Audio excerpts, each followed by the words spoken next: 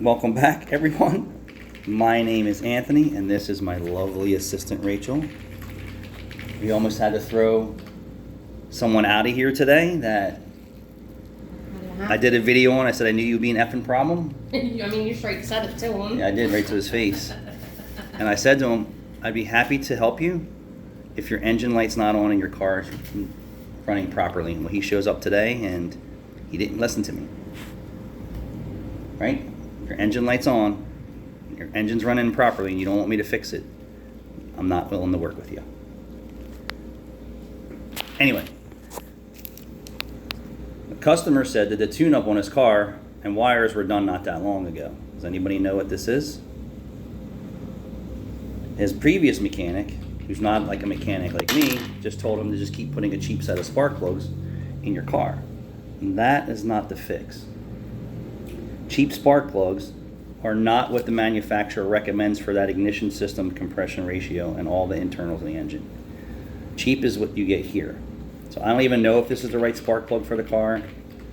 It's an NGK. I know that we use AC Delco for GM.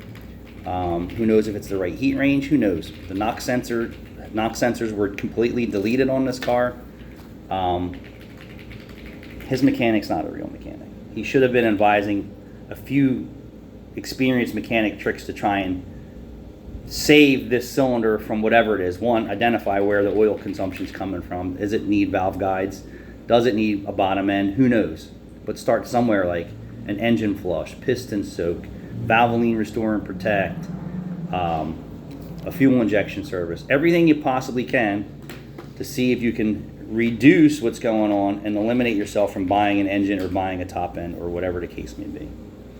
This is the kind of crap that just drives me nuts in our business, that just put a cheap set of spark plugs in your car every year. That's extended race car maintenance every year. No, it's not. You should at least get 30, 40, 50,000 miles out of a set of spark plugs before they're ruined by deposits or oil consumption. It's like almost every car that I pull a spark plug out of recently, other than one, has had oil consumption signs on the spark plugs. Other than mine. Parts, please. Yeah, that's what his regular mechanic told you. We also have a subscriber that showed up and said, I see all your videos, and he hasn't done any maintenance to his car, which is fantastic. It shows that I'm reaching people. I'm just not reaching enough people. And it has 200,000 mile Toyota, no maintenance. He came in, I went for a quick road test and a quick evaluation. I really couldn't find much mechanical repairs that needed to be done to this vehicle at that mileage.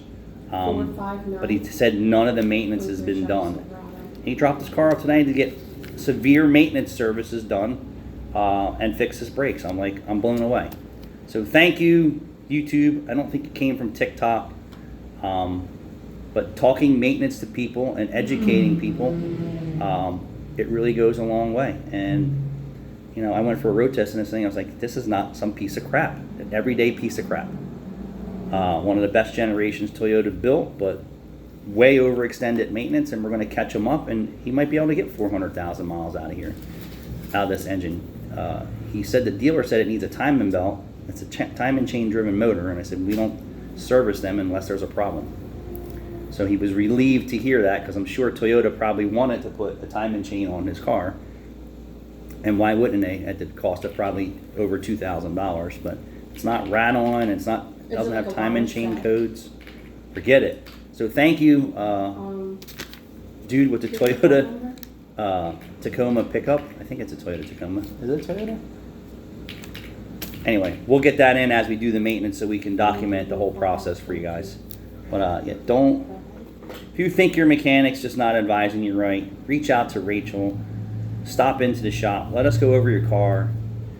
Whatever it is, it's just like you going to the doctor. The good, the bad, the better, what can you do, what you're doing wrong, and let's get you on the right path for a successful ownership. Or I don't even know, does anyone own their car anymore? It's a good thing to own your car outright and keep up on it.